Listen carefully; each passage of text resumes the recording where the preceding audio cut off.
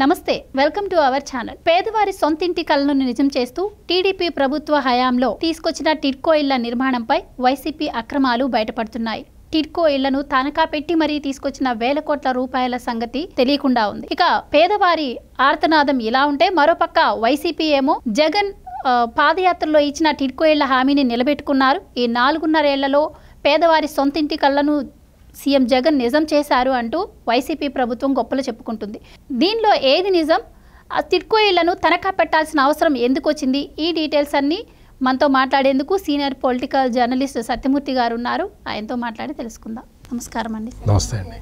Right, ఒక పక్క YCP ఏమో ఈ 4.5 ఏళ్లలో పాదయాత్రలో మా సీఎం ఏదైతే హామీ ఇచ్చారో అది నెరవేర్చారు, పేదవారి సొంతింటి కలను నిజం చేసిందే వైసీపీ అని చెప్తుంది. అయితే ఇటుపక్క చూస్తుంటే మరి మొన్న పురంధరేశ్వరి గారు కూడా టిడ్కో ఇళ్ల నిర్మాణంలో అక్రమాలు జరిగాయి, సరిగ్గా జరగలేదు అంటూ ఆవిడ కూడా మాట్లాడిన సందర్భం మనం చూసాం. సో అసలు ఏం జరుగుతుందంటారు? దీనిలో నిజమే ఎంతుందంటారు? ఇదేంటంటే అప్పట్లో తెలుగుదేశం గవర్నమెంట్ ఉన్న సమయంలో పేదవాళ్ళ కోసం అని చెప్పి ఈ టిడ్కో ఇళ్ళు నిర్మించారు. ఇందులో కేంద్ర ప్రభుత్వం వాటా కూడా ఉంటుంది. కేంద్ర ప్రభుత్వ సహాయంతో మొత్తం పట్టణ ప్రాంతాల్లో ఈ టిడ్కో ఇళ్ళని నిర్మించారు. వీటిలో ఇది ఏంటి అంటే దాదాపుగా మొత్తం రాష్ట్ర వ్యాప్తంగా 3,13,000 ఇళ్ళని కట్టారు. మొత్తం చాలా మల్టీ స్టోరీడ్ బిల్డింగులు అవన్నీ కూడా. మొత్తం దానికంతా కూడా ఇన్ఫ్రాస్ట్రక్చర్ అంతా ఉంటుంది. అంతా చాలా సౌకర్యవంతంగా పెద్ద పెద్ద విల్లాస్ ఎట్లా ఉంటాయో, పెద్ద పెద్ద ఫ్లాట్స్ ఎట్లా ఉంటాయో ఆ విధంగా కట్టారనమాట. కట్టేసి దానికి మౌలిక సదుపాయాలు అవన్నీ కల్పించాలనేది అప్పట్లో తెలుగుదేశం ప్రభుత్వం వేసుకున్న ప్లాన్. మొత్తం రాష్ట్ర వ్యాప్తంగా ఈ టిడ్కో ఇళ్ళు అంటే చాలా స్పెషల్గా చూసింది అప్పటి రాష్ట్ర ప్రభుత్వం కూడా. కొత్త టెక్నాలజీతోటి అవన్నీ కట్టించారనమాట. ఇది అంతా చేసి అలాట్ చేశారు. వాళ్ళ దగ్గర నుంచి కొంత డబ్బులు గవర్నమెంట్ కట్టించుకున్నది. ఇదంతా కూడా జరిగింది. దాదాపుగా 90% వరకు కంప్లీట్ అయిపోయినాయి మొత్తం. అంటే ఇళ్ల నిర్మాణం పూర్తి అయిపోయింది. మొత్తం అక్కడున్న సౌకర్యాలు, మౌలిక సదుపాయాల కల్పన అదంతా కూడా కంప్లీట్ అవుతూ ఉన్నది. 90% కంప్లీట్ అయిపోయింది మొత్తం. వీటిని ఆ 10% వర్క్స్ కూడా పూర్తి చేసేస్తే వీటిని పేదలకి పంచిపెట్టేయచ్చు. ఎలాటీస్ ఆల్రెడీ ఉన్నారు కాబట్టి పంచిపెట్టేయచ్చు. కానీ జగన్మోహన్ రెడ్డి ప్రభుత్వం రాగానే టిడ్కో ఇళ్ళని అన్నిటినీ కూడా కంప్లీట్ చేయకుండా ఆపేసింది. ఆపేసి ఏం చేసింది, ఈ టిడ్కో ఇళ్ళ మీద రుణాలు తీసుకొచ్చింది. ఇది ఎవరైతే లబ్ధిదారులు ఉంటారో వాళ్ళకు కూడా తెలియదు. దాదాపు ఒక 10,000 కోట్ల రూపాయలు లోన్ తీసుకొచ్చారు వాటిని, ఈ టిడ్కో ఇళ్ళని తాకట్టు పెట్టి. అప్పట్లో తెలుగుదేశం కట్టించింది కాబట్టి అక్కడ ఏంటంటే తెలుపు రంగు ఉండేది. తెలుపు రంగును లైట్ గేవా కలర్ అంటారు, అది ఉండేది. తెలుగుదేశం ఆ పచ్చ రంగు పూసుకోలే అక్కడ. గేవా కలర్ అనేది గోపి రంగు అంటారు, అది వేశారు. వైసీపీ రాగానే మొత్తం ఈ టిడ్కో ఇళ్ళన్నిటికీ కూడా వాళ్ళ జెండా రంగులు పూశారు. అంటే గ్రీనును బ్లూ పూసేశారు. అన్ని కాలనీల్లో అన్ని చోట్ల రాజశేఖర రెడ్డి బొమ్మలు పెట్టారు. కానీ ఈ ఇళ్ళని పేదవాళ్ళకి ఇవ్వలేదు. ఎందుకు ఇవ్వలేదా అని చాలామంది చాలా రకాలుగా చాలా సంవత్సరాలుగా డిమాండ్ చేస్తూ ఉన్నారు. మన లబ్ధిదారులకి ఇచ్చేయండి అని. లబ్ధిదారులందరూ ఫిక్స్ అయి ఉన్నారు కదా, ఆల్రెడీ డబ్బులు కట్టేసి ఉన్నారు కదా, గవర్నమెంట్లో వాళ్ళ జాబితాలన్నీ ఉంటాయి కదా, వాటిని మార్చడానికి అవకాశం లేదు కదా, అందుకని వాళ్ళు ఇవ్వలేదు. మార్చే అవకాశం ఉన్నట్టయితే పాత వాళ్ళందరినీ తీసేసి వైసీపీ కార్యకర్తలందరికీ ఇచ్చేసి ఉండేవాళ్ళు ఇళ్ళు. మళ్ళీ అంటే వైసీపీ కార్యకర్తలకి ఇవ్వటానికి అవకాశం లేదు, లబ్ధిదారులను మార్చే అవకాశం లేదు కాబట్టి ఆ రంగులు వేసుకొని వదిలేశారు. వాటి మీద బ్యాంకుల నుంచి లోన్లు తెచ్చుకున్నారు, వాటిని తనఖా పెట్టి. ఆ తనఖా తీసుకొచ్చిన డబ్బులు ఎందుకు తీసుకొచ్చారు? ఇక్కడ మౌలిక సదుపాయాలు కల్పించాలి మేము, అందుకని మాకు ఈ ఇళ్ల మీద డబ్బులు ఇవ్వండి అంటే బ్యాంకులు ఇచ్చినాయి. ఆ మౌలిక సదుపాయాలు కల్పించేసి ఈ లబ్ధిదారులకి ఇళ్ళు కేటాయించేసినట్టయితే ఆ కిస్తులు వాళ్ళే కట్టుకునేవాళ్ళు. ఇప్పుడు లోన్ తెచ్చారు 10,000 కోట్లు, దాదాపుగా 10,000 కోట్లు, ఇంకా ఎక్కువ తెచ్చినట్టున్నారు. ఈ 10,000 కోట్లు తీసుకొచ్చారు, పప్పు బెల్లాల కింద ఖర్చు పెట్టేసుకున్నారు. అక్కడ మౌలిక సదుపాయాలు కల్పించలేదు, ఆ ఇళ్లని కంప్లీట్ చేయలేదు, లబ్ధిదారులకు ఇవ్వలేదు.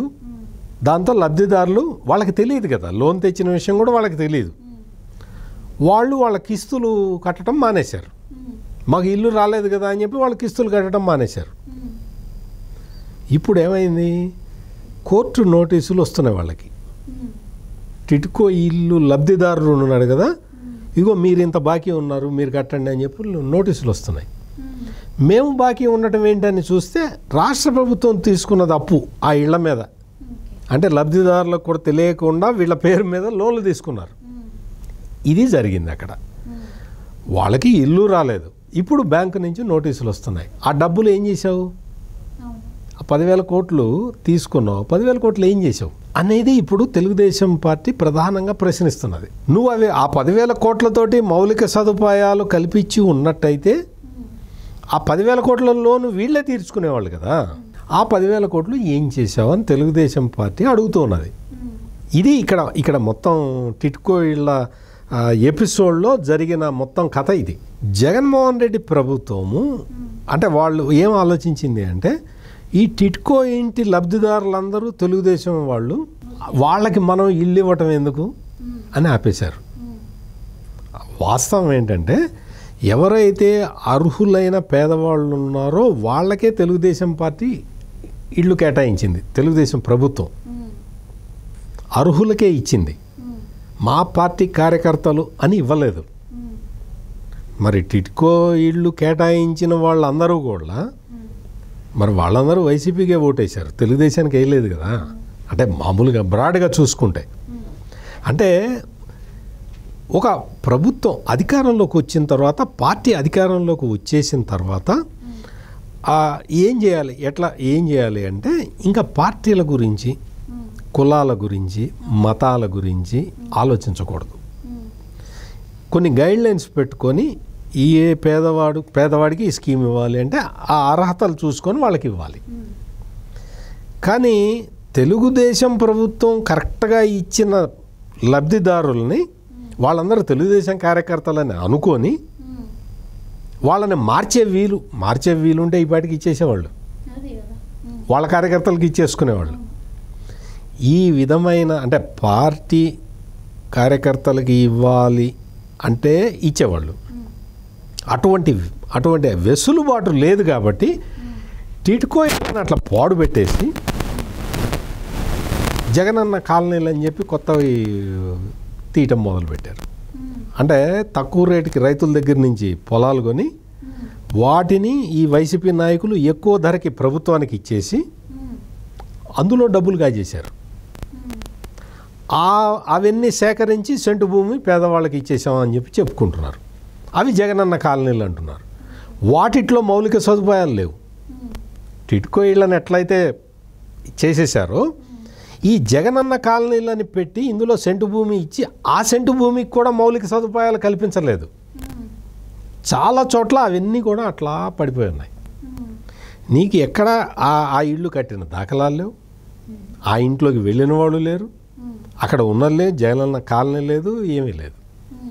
అంటే ఈ విధంగా ఉన్న ఇళ్ళు కట్టిన ఇళ్ళు ఇవ్వలేదు, కొత్త ఇళ్ళు ఇవ్వలేదు, ఏది ఇవ్వకుండా పొద్దున్న లేవగానే మేము పేదవాళ్ళకి మేము జగనన్న కాలనీలు ఇచ్చాం, అసలు కొత్త టౌన్లు నిర్మించామని చెప్తారు. కొత్త టౌన్లు అన్నీ నిర్మించేసాం, పేదవాళ్ళకి ఇదివరకు మురికివాడలు ఉండేవి, మేము పెద్ద పట్టణాలు నిర్మించామని చెప్పి ప్రచారం చేసుకుంటారు. ఇది వైసీపీ ప్రభుత్వం మొత్తం పేదలకి ఇళ్ళు కట్టించడంలో ఘోరంగా విఫలమైంది అనేది మాత్రం వాస్తవం. దీన్ని ఇంకా ఫర్దర్గా వీళ్ళందరూ ఎటు తీసుకెళ్తారు ఏంటి అనేది వైసీపీ ప్రభుత్వానికైతే టైం కంప్లీట్ అయిపోయింది కదా. ఇప్పుడు ఎలక్షన్లు రాబోతున్నాయి కాబట్టి తర్వాత ఏం జరుగుతుందనేది చూడాలి. కొత్త ప్రభుత్వం వచ్చిన తర్వాత ఎటువంటి నిర్ణయం తీసుకుంటుందని చూడాలి. ఇప్పుడు మాత్రం టిడ్కో ఇళ్ల మీద ప్రభుత్వం తీసుకొచ్చిన 10,000 కోట్లు ఏమైనాయి అని తెలుగుదేశం క్వశ్చన్ చేస్తూ ఉన్నది. Right, thank you so much అండి. Thank you.